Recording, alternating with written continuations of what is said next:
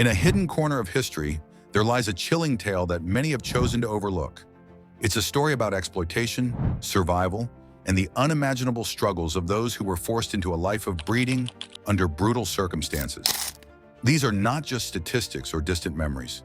They are real lives that were shaped by oppression and resilience. Can you fathom the weight of being forced to bear over 200 children, all while stripped of your freedom? The echoes of their voices and the strength of their spirits linger in the shadows, waiting to be heard. What really happened in that dark chapter of our past? Stay with us as we delve into the untold story that reveals a forgotten truth. Historical context and systematic breeding of slaves. Let's talk about how the 1808 ban on the international slave trade in Brazil created a loophole that led to one of the darkest chapters in human history: systematic breeding of enslaved people. When Brazil outlawed the importation of slaves in 1808, slavery itself wasn't abolished, just the transatlantic trade. Slave owners could no longer bring new people from Africa, but they still needed a workforce. So they found a horrific workaround: slave breeding farms. These farms were places where enslaved women were forced to have children to ensure a steady supply of labor. Imagine being treated not as a human being, but as a tool to produce more enslaved people. Enslaved men and women were reduced to their physical traits, seen as nothing more than breeding stock. Slave owners even coined terms like breeders and breeding period to describe women who were forced to bear child after child. These children were born into slavery with no chance of freedom, growing up to become laborers themselves, feeding the system that enslaved their parents.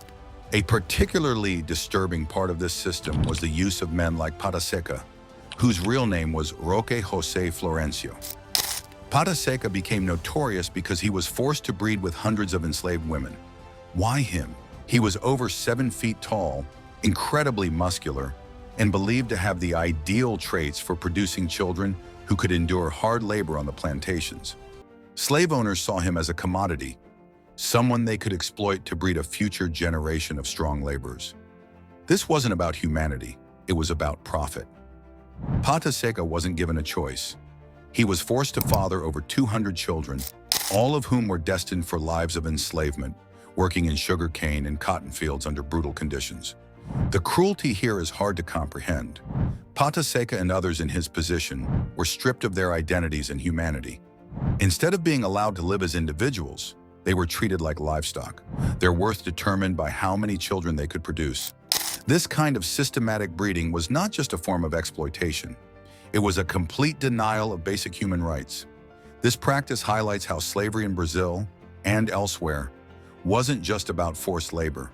It was a deeply dehumanizing system that sought to perpetuate itself through the forced breeding of enslaved people, erasing any possibility of a future free from bondage for generations. And in the center of this tragic chapter, men like Pata Seca were forced into a role that would haunt their legacy for centuries. Pata Seca's life before enslavement and his transformation. Before he became known as Pata Seca, Ro Jose Florencio was a free man, born in Africa. His life, like countless others, was torn apart when he was captured and enslaved, eventually taken to Brazil. He wasn't just a nameless figure, but a man with a story, a history that was violently interrupted by the brutal system of slavery. When he arrived in Brazil, Roque stood out. His towering height, 7 feet 2 inches, immediately caught the attention of slave owners. His strength, his physical presence, these weren't just seen as remarkable, they became his curse. To slave owners, he wasn't a man anymore. He was reduced to his body, to what they could get out of him. Slave owners believed that men like Roque, with their imposing physiques, could produce strong, healthy children, and they exploited this belief to the fullest. Roque was forced into a horrifying role, a breeder. Imagine having no control over your own life, being treated as nothing more than a tool to produce children for a system that dehumanized you.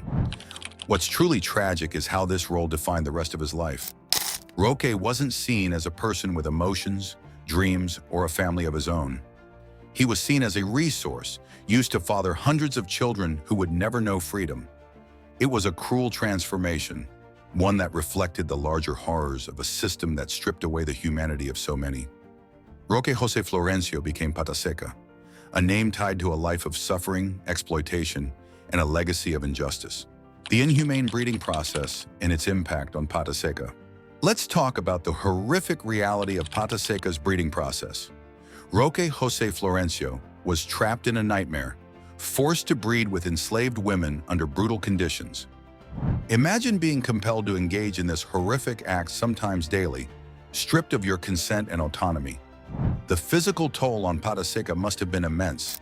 Each encounter was not an act of intimacy, but rather a means to an end, turning him into a mere instrument of reproduction. He faced exhaustion, both mentally and physically, while being pushed to fulfill the demands of his enslavers. This wasn't a position of privilege, it was dehumanizing. His worth was measured only by how many children he could father, not by his humanity. The emotional strain was just as severe. Picture being forced to father children you could never raise or nurture. Each child born into this cruel system was destined for a life of slavery, perpetuating the very cycle of oppression that had ensnared him. These kids weren't born into freedom. They entered a world where their futures were already decided, living in the shadow of their father's suffering. Pata Seca's role as a breeder didn't just impact him, it extended to the countless children who bore the weight of his legacy. They became symbols of a broken system, caught in the web of slavery, facing the same fate as their father. It's a heartbreaking reminder of how the inhumane breeding process continued to dehumanize individuals and families, reinforcing a system built on exploitation and cruelty. Legacy of over 200 children and their continued enslavement. Pata Seca's story is marked by an astonishing yet tragic statistic. He fathered over 200 children. This number is not just a fact, it speaks volumes about the horrific reality of forced breeding during slavery. Each child represents a life born not into freedom, but into a world of exploitation and oppression. It's heartbreaking to think that these children, instead of being celebrated as new lives, were also enslaved, continuing the brutal cycle their father was trapped in. The irony is striking. These children, conceived through an inhumane process, were doomed to repeat the same fate as their parents. They were born into a life where their worth was measured solely by their ability to labor, not by their potential as human beings. This cycle of exploitation didn't just affect individuals. It impacted families and entire communities for generations. Today in Santa Eudoxia, São Carlos, a significant percentage of the population can trace their ancestry back to Pata Seca. This connection illustrates the long-lasting impact of his legacy. The echoes of his life can still be heard, as many descendants live with the history of their ancestry, shaped by the brutal reality of slavery. Pata Seca's legacy is a stark reminder of how systemic oppression can ripple through time, affecting countless lives. It challenges us to confront this history and understand how the wounds of the past continue to influence the present. Recognizing the stories of those who came before us is vital in our journey toward understanding and healing from these painful legacies. Pata Seca's life after slavery and final years. After the abolition of slavery in Brazil in 1888, Pata Seca's life took a new turn. But the years of suffering he endured had a lasting impact on him. Finally free, he sought to build a life away from the horrors of his past. Pata Seca embraced modest farm life, working hard to establish a sense of normalcy and security for himself. He found love with Palmyra, and together they built a family. This was a significant shift for Pata Seca, who had spent so many years viewed as nothing more than a breeding tool. Now he could nurture relationships, create a home, and start anew. His experiences, while deeply painful, shaped his identity as a resilient survivor who defied the odds. Despite the challenges of adapting to freedom, Pata Seca focused on cultivating his farm and his family. He became a symbol of hope and resilience for his community, demonstrating that life could flourish even after the darkest of times. His legacy continued to live on through his children and grandchildren. Pata Seca's life came to a close at the remarkable age of 130, a testament to his will to survive. His death serves as a somber reminder of a life marked by extreme exploitation. Yet it also highlights the strength of the human spirit. His journey from enslavement to freedom illustrates both the scars left by a painful past and the potential for healing and growth. If you found Pata Seca's story powerful and want to learn more about similar stories, don't forget to subscribe to our channel for more content that uncovers the truths of history and celebrates resilience.